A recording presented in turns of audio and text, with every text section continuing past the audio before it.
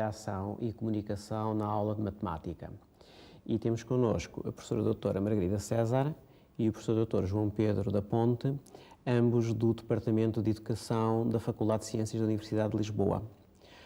Margarida, tens trabalhado nesta zona das interações na sala de aula, matemática, e porquê esse teu interesse? Bom, a partir da década de 70, nós compreendemos que havia um papel muito importante desempenhado pelas interações sociais, nomeadamente na construção de conhecimento e na aquisição de competências, e, portanto, foi uma área que começou a ser muito explorada ao nível da sala de aula. Isto coincide também com uma passagem para estudos contextualizados, que são feitos diretamente no ambiente de sala de aula em que os alunos funcionam habitualmente, e em que compreendemos que alguns dos conceitos que tínhamos estado a explorar até então eram muito mais potentes do que aquilo que se pensava.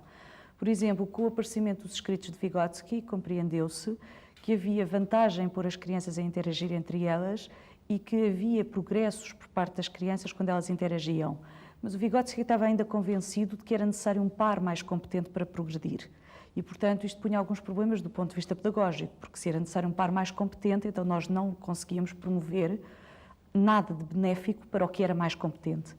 Depois, a partir de uma altura em que se começaram a estudar detalhadamente e de uma maneira muito fina as interações na sala de aula, compreendeu-se que não era apenas o par mais fraco do ponto de vista dos conhecimentos e do desenvolvimento cognitivo que conseguia progredir, eram ambos. E, portanto, isto é muito mais rico do que aquilo que se pensava. Portanto, a partir daí percebemos que as interações tinham, de facto, uma riqueza muito grande e que se podia explorar ao nível da sala de aula de matemática. Tanto mais que a matemática tem sucesso escolar bastante elevado na maioria dos países europeus. João Pedro, diversas instâncias nacionais e internacionais têm chamado a atenção para a importância da comunicação na sala de aula de matemática. O que é que tu queres dizer sobre isso? Bom, comunicação é uma ideia que está muito ligada exatamente à ideia de interação. Toda a interação implica alguma forma de comunicação e, portanto, as duas coisas vão muito em conjunto uma com a outra. De facto, enfim, diversas organizações nacionais e internacionais têm apontado a necessidade de se prestar muito mais atenção à comunicação que ocorre dentro da aula de matemática. Por várias razões. Em parte, a matemática é uma atividade social e, como uma atividade social, a comunicação está presente na própria matemática. Aliás, pode-se dizer que uma das facetas da matemática ela é uma linguagem e, portanto, como linguagem tem que ser praticada e aí voltamos outra vez ao tema da comunicação. Hoje em dia, acredita-se que para que os alunos possam desenvolver um conjunto de competências ao nível da resolução de problemas, ao nível das atividades de investigação, ao nível do raciocínio, é de facto importante que eles entrem em comunicação, tanto com o professor como uns com os outros. Um outro conceito muito importante associado ao conceito de comunicação é o conceito de discurso. É através do discurso que nós podemos compreender, de facto, a comunicação. E esse discurso tem a ver com quem fala, em que momentos é que fala, que tipo de participação é que tem no conjunto das produções de comunicação que existem na sala de aula. E, portanto, todo esse estudo do discurso tem chamado a atenção para a importância da valorização do papel do aluno. Por outro lado, essa comunicação pode ser mais rica ou menos rica. E isso depende de muitos fatores. Em grande medida depende das tarefas que o professor propõe para os alunos realizarem. Porque uma tarefa que é um simples cálculo, por exemplo, de uma expressão numérica em que o aluno tem que efetuar um conjunto de operações, não proporciona de maneira nenhuma a mesma riqueza de comunicação como uma tarefa de investigação em que os alunos têm que pensar em voz alta, têm que falar uns com os outros, têm que se pôr de acordo quanto aos objetivos, têm que se pôr de acordo quanto à validade dos raciocínios, têm que justificar aquilo que fizeram ao professor. E, portanto, depende também, de facto, muito da natureza das tarefas, de facto, da riqueza da comunicação que se verifica na aula. Margarida, tu tens, dos teus estudos, tu tens alguns exemplos, precisamente, sobre esta zona? Sim, ao nível de um projeto que está a ser feito agora e que se chama Interação e Conhecimento, portanto, está a ser estudado o papel da interação na sala de aula de matemática. São estudos que estão a ser desenvolvidos em conjunto com professores de matemática, na medida em que eles realizam durante um ano letivo inteiro e, no caso de algumas turmas, inclusivamente durante o terceiro ciclo todo, portanto, sétimo, oitavo e nono ano, com a mesma turma. e que, portanto, envolve uma maneira diferente dos professores trabalharem com os alunos, na medida em que eles partem do estabelecimento de interações sociais profundas entre os diversos alunos da sala de aula. Para isso, eles agrupam os alunos em díades. Díades são pares de alunos que trabalham em conjunto, o que está muito de acordo com a distribuição espacial das nossas salas de aula, porque habitualmente na nossa sala de aula os alunos estão sentados 2 a 2 na mesma mesa. Portanto, não aproveitar de uma maneira que seja mais rica aquela distribuição espacial é, de facto, desperdiçar um elemento importante. Depois, por outro lado, além das tarefas e da natureza das tarefas de que o João Pedro falou, há uma outra coisa que é importante, que é o tipo de regras que tu estabeleces de funcionamento da própria sala de aula.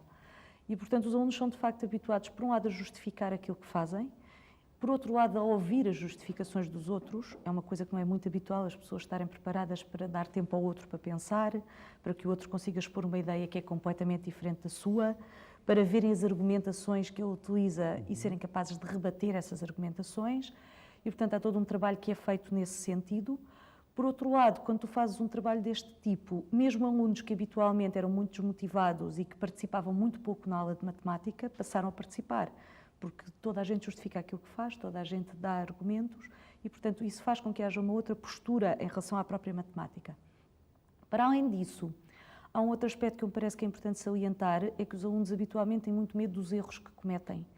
O erro é assim visto como algo muito negativo e muito penalizável. E quando tu estabeleces, de facto, um clima de interação muito grande, os erros passam a fazer parte do percurso de aprendizagem.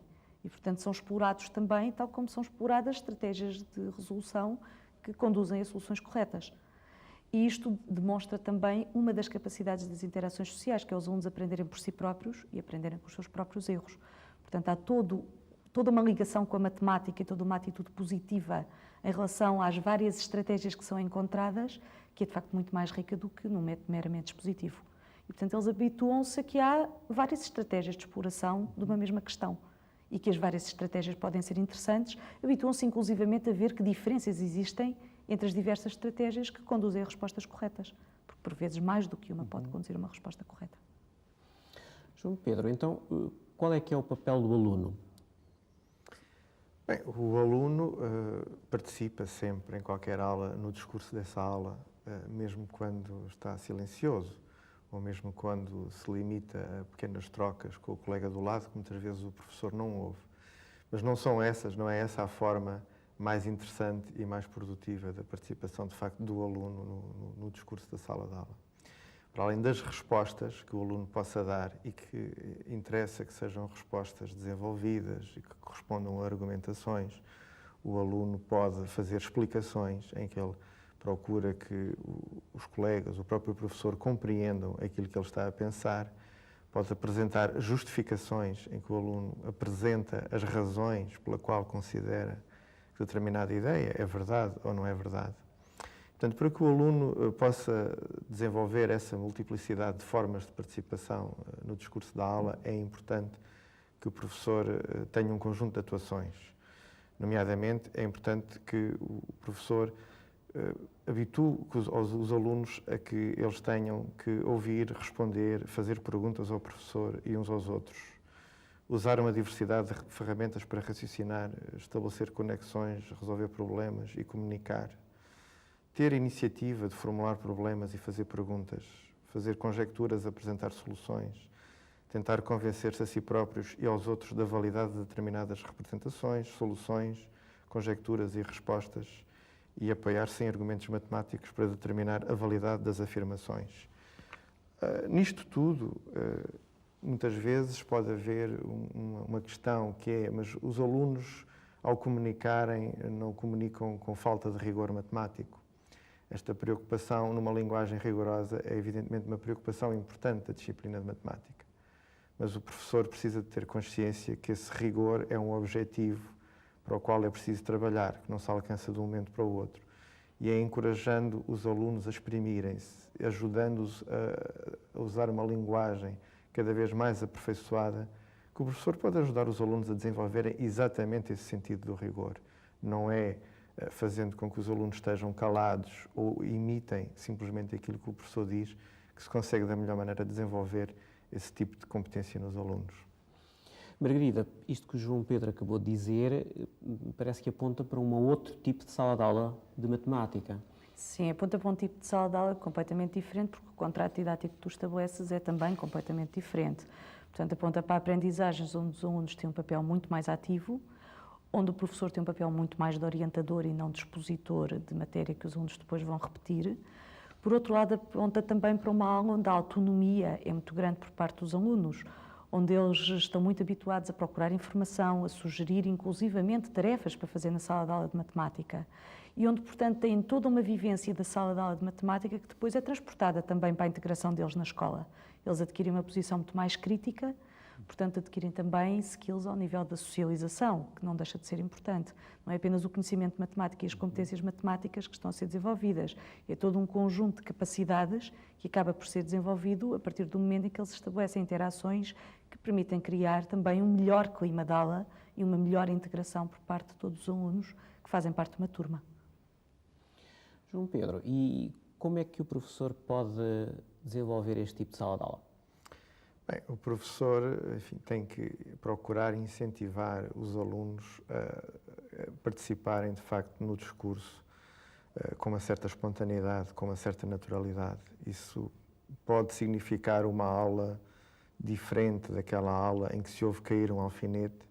Não deve significar uma aula, enfim, em que ninguém se entende e em que é completa a confusão. Portanto, há qualquer coisa de diferente que se passa por um discurso, no fundo, um ruído de fundo que nós ouvimos muitas vezes nas aulas e que corresponde às aulas mais produtivas do ponto de vista da aprendizagem da matemática. Uma das formas principais que o professor pode dispor para incentivar os alunos a uma participação organizada no discurso é através de perguntas. Formular boas perguntas é uma das competências fundamentais do professor.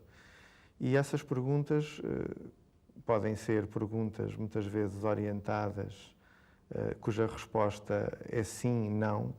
Não serão com certeza as perguntas mais interessantes para a aprendizagem dos alunos, como não serão aquelas perguntas em que, no fundo, a resposta já está na própria pergunta e o aluno detecta imediatamente o que é que o professor pretende que ele diga.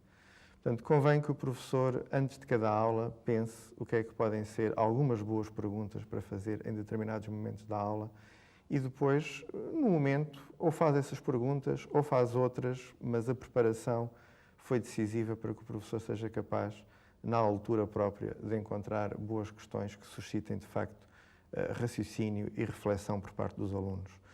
Boas perguntas, por exemplo, podem ser quando uma aluna diz qualquer coisa, o professor devolver essa pergunta à turma de outra forma, por exemplo, dizendo: o que pensam do que disse a Joana? Concordam? Discordam? Alguém é capaz de explicar de outro modo? Queres fazer essa pergunta ao resto da turma? Como chegaste a essa conclusão? Esse resultado é razoável? Isso tem sentido? O que aconteceria se imaginássemos isto, aquilo? E no caso contrário, o que é que poderia acontecer? Portanto, há muitas estratégias, de facto, que o professor pode utilizar, tendo em vista, de facto, o envolvimento dos alunos. Convém que, digamos, estes três aspectos, as tarefas que eu referi mais atrás, o ambiente de aprendizagem e o envolvimento dos alunos estejam, de facto, conjugados e articulados para se criar uma boa dinâmica de aprendizagem. Ora, João Pedro, e quanto ao cumprimento do programa, por exemplo, que é um problema que muitas vezes é levantado?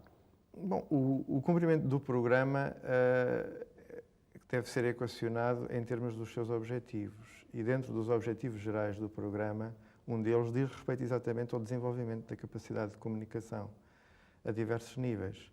E, portanto, se o professor está realmente preocupado com o cumprimento do programa, o que deve ser uma das suas grandes responsabilidades, a comunicação deve ser uma das suas preocupações em todas as aulas. E, portanto, o facto dele incentivar os alunos a participarem na comunicação não é contrário ao cumprimento do programa, por outro lado, pelo contrário, é uma condição ao cumprimento efetivo e integral do programa.